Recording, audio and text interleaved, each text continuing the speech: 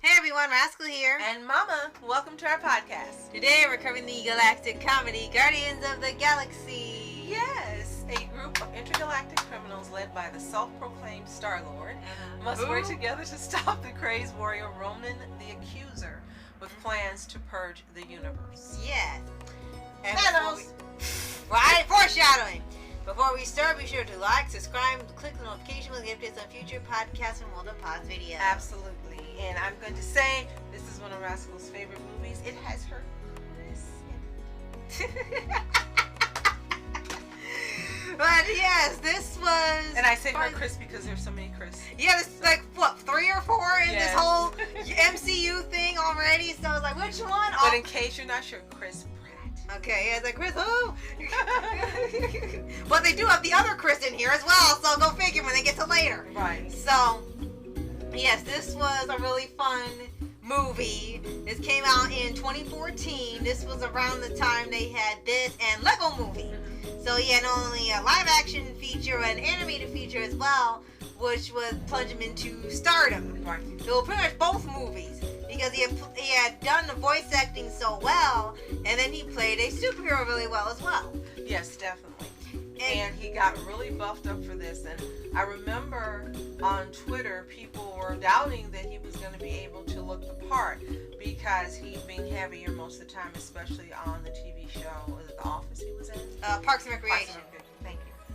But he stepped up to the plate and he looked the part, and he did a fantastic job of giving us Star-Lord. You know, actually having him put into a tangible form rather than just reading about him in the comics or seeing him in the animated version. Right.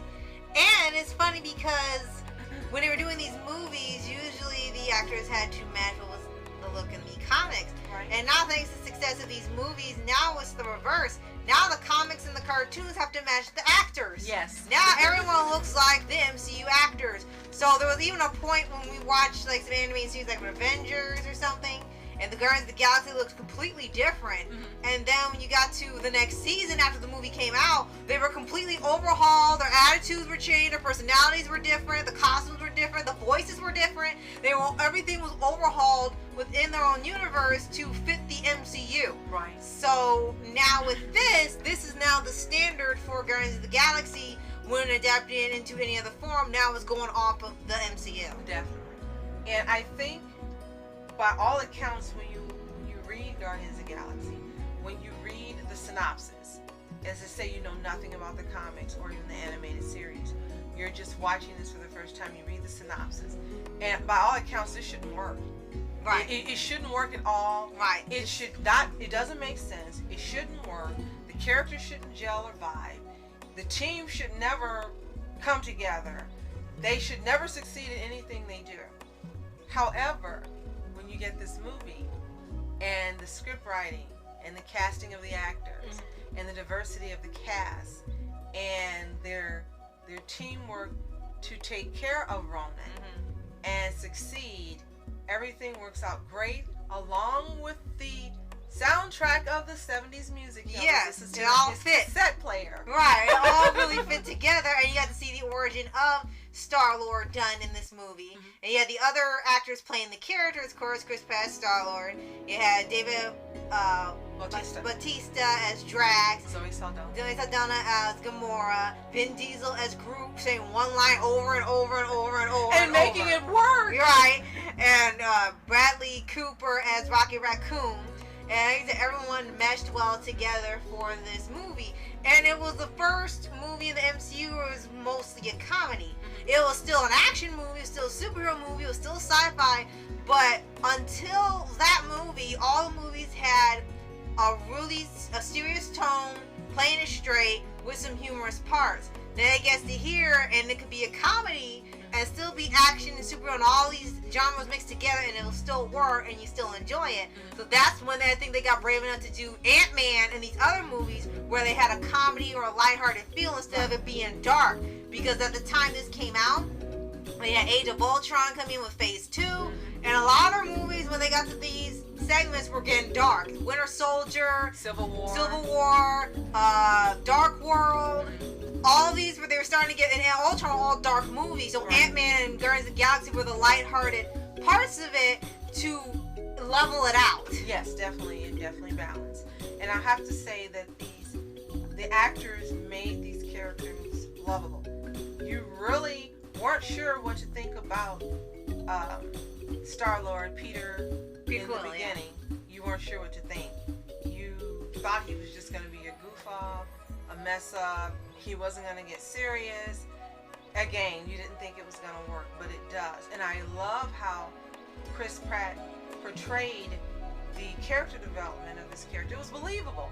It didn't seem forced. It didn't seem like it was written and it just had to come because it had to come. It really seemed like his character progressed and learned and got better. And it seemed like Gamora and the other characters had an influence on him and made a difference. It just works. It works 100%. And I can understand why this is one of your favorite Marvel movies. Absolutely.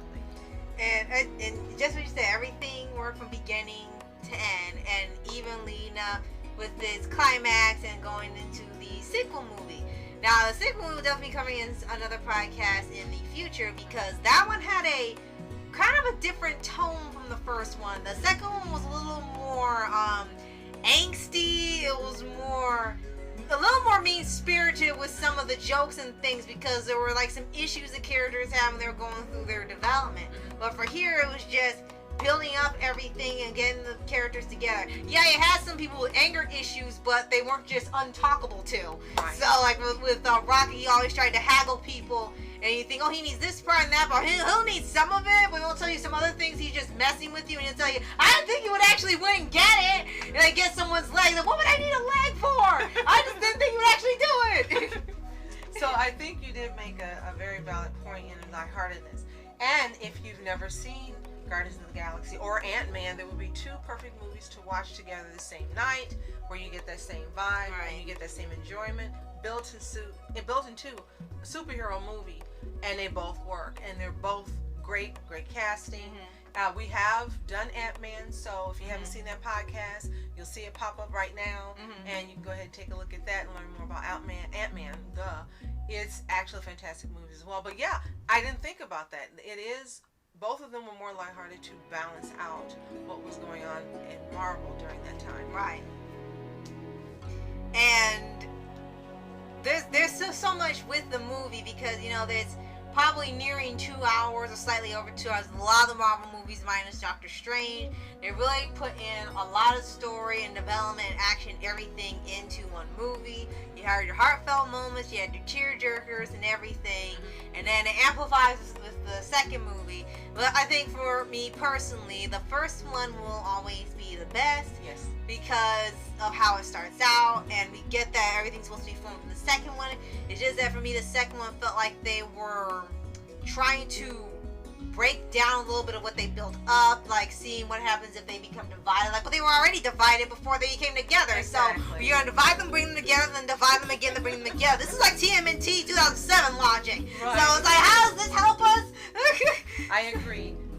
Out of the two, this is my favorite so far. I don't know what's going to happen in the third one. Right, and the holiday special too. Absolutely. But right now, this is my favorite. So if you've seen Guardians of the Galaxy, let us know what you think in the comments below. If you haven't, go to Disney Plus, give it a watch, come back and let us know. Do you agree? And if you are excited about the third movie coming out, let us know what are you looking most forward to. Right. And don't forget to like, subscribe, and click the notification bell to get this in future podcasts and more Paws videos. Absolutely. Thank you so much for watching. I'm Masco Entertainment. And I'm Mom Entertainment. Have a fantastic day. Peace.